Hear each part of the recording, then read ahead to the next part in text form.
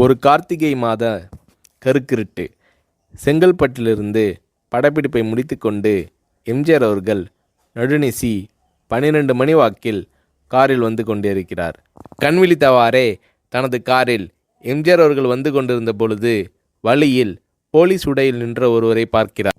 எம்ஜிஆர் அவர்களின் கார் அவரை கடந்து செல்கின்ற போது எம்ஜிஆர் அவர்களின் நெஞ்சில் பொறி தட்டுகிறது.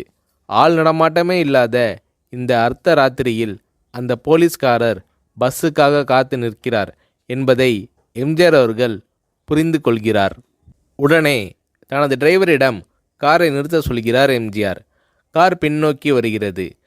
போலீஸ்காரரின் அருகில் காரை நிறுத்தி கதவை திறந்து ஏறுங்கள், எங்கே போக வேண்டும் என்கிறார் எம்ஜிஆர். பரவாயில்லை, நான் பஸ்ஸிலே வந்து விடுகிறேன் என்கிறார் அந்த போலீஸ்காரர்.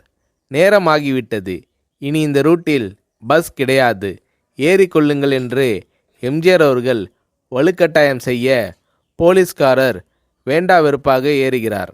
காரின் உள்ளே லைட் போட்டு சாப்பிட்டீங்களா என்று கேட்டுக்கொண்டே தனது சீட்டுக்கு பின்னால் இருந்த பிஸ்கெட் பழங்களை எடுத்து கொடுக்கிறார் எம்ஜிஆர். இப்படி ஓசியில் பயணம் செய்வதே எனக்கு உடன்பாடில்லை. இன்னும் நீங்கள் உண்ண சொல்லி வேறு என்னை இழிவுபடுத்தாதீர்கள் என்று போலீஸ்காரர் மறுக்கிறார். எம்ஜிஆர் அவர்கள் பூரிக்கிறார். இருப்பவனிலிருந்து இல்லாதவன் வரை படித்து பதவியில் இருக்கும் எத்தனையோ பேர் எனக்கு அது வேண்டும் இது வேண்டும் என்று எம்ஜிஆர் அவர்களிடம் வேண்டியதை பெற்று செல்கிறார்கள். ஆனால் சாதாரண பொறுப்பில் இருக்கும் இந்த போலீஸ்காரரின் நேர்மை எம்ஜிஆர் அவர்களை மெய்சிலிர்க்க வைத்துவிட்டது. எம்ஜிஆர் அவர்களின் கார் கத தூரத்தில் வந்து கொண்டிருந்தாலும் காரின் நிறத்தையும் ஒளியையும் மனம் கமலும் ஓடிக்கான் வாசனையையும் வைத்து இது எம்ஜிஆர் அவர்களின் கார் என்றும் கார் சென்ற தடத்தை தொட்டு வணங்குகின்ற அளவுக்கு புகழுடன் திகழ்ந்த நேரம் அது. அரை மணி நேரம் கார் சென்று கொண்டிருக்கிறது. ஆனால் அதுவரை எம்ஜிஆர் அவர்களை பற்றி பெரிதாக போற்றி புகழ்ந்து பேசாமல் அந்த போலீஸ்காரர் வந்ததே புரட்சித் தலைவர் எம்ஜிஆர் அவர்களுக்கு அந்த போலீஸ்காரர் மீது மரியாதையை கூடுதலாக்கியது. நான் தான் எம்ஜிஆர் என்கிறார் எம்ஜிஆர். கேள்விப்பட்டிருக்கிறேன் என்கிறார் அந்த போலீஸ்காரர். பொன்மனச்செம்மல் எம்ஜிஆர் அவர்களின் முகத்தில் கோபம் இல்லை, பதிலுக்கு பொன்முறுவல் மலர்கிறது. என் படங்களை பார்த்து இருக்கிறீர்களா என்று கேட்கிறார் எம்ஜிஆர். நான் சினிமாவே பார்ப்பதில்லை என்கிறார் அந்த போலீஸ்காரர். புரட்சித் தலைவர் எம்ஜிஆர் அவர்கள் இன்னும் பிரமிக்கிறார். இப்போது கார் சத்தத்தை தவிர ஒரே நிசப்தம். போலீஸ்காரர் தனது வீட்டிற்கு 1/2 கிலோமீட்டர் தூரத்திற்கு முன்பே காரை நிறுத்த சொல்லி இங்கேயே இறங்கிக் கொள்கிறேன் என்கிறார். ஏன், நீங்கள் குறிப்பிட்ட அந்த விலாசம் இன்னும் 1/2 கிலோமீட்டர் தூரம் இருக்கிறதே என்கிறார் எம்ஜிஆர். சாதாரண போலீஸ் உத்தியோகத்தில் இருக்கும் நான் காரில் வந்து இறங்கினால் என் வீட்டிற்கு அருகில் உள்ளவர்கள் என்னை தவறாக நினைத்து கொள்வார்கள். இதுவரை இப்படி நான் யார் காரிலும் ஓசியில் வந்து பழக்கமில்லை. நீங்கள் எவ்வளவு தூரம் செய்த உதவிக்கு நன்றி என்கிறார் அந்த போலீஸ்காரர். புரட்சித் தலைவர் எம்ஜிஆர் அவர்கள் அதற்கு மேல் எதுவும் பேசவில்லை. அவர் எந்த போலீஸ் ஸ்டேஷனில் பணிபுரிகிறார் என்பதை மட்டும் கேட்டு தெரிந்து கொண்டு கிளம்புகிறார். அடுத்த நாள் செங்கல்பட்டு போலீஸ் ஸ்டேஷனுக்கு ஃபோன் செய்து நான் எம்ஜிஆர் பேசுகிறேன் என்கிறார் எம்ஜிஆர்.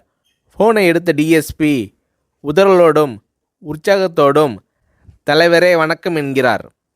இரவு சந்தித்த போலீஸ்காரரை பற்றி விசாரிக்கிறார் எம்ஜிஆர்.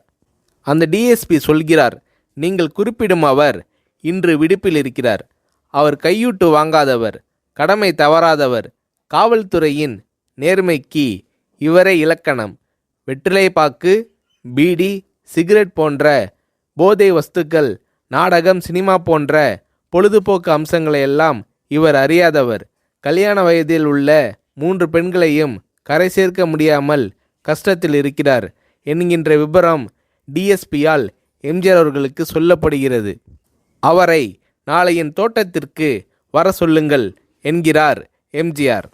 கேட்டுக்கொண்ட டிஎஸ்பி உங்களோடு ஃபோனில் ஆளுக்கு ஒரு வார்த்தை பேச இன்ஸ்பெக்டர், சப் இன்ஸ்பெக்டர் உட்பட எல்லோரும் ஆசைப்படுகிறார்கள். ஃபோனை அவர்களிடம் கொடுக்கலாமா என்கிறார்.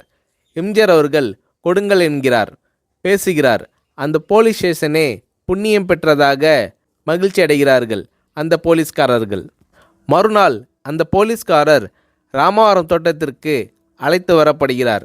அவரிடம் பேப்பரில் மடித்த பெரிய பணக்கட்டை கொடுத்து, இதை வைத்து உங்கள் பெண்களின் கல்யாணத்தை நடத்துங்கள் என்கிறார் எம்ஜிஆர். போலீஸ்காரர் மறுக்கிறார்.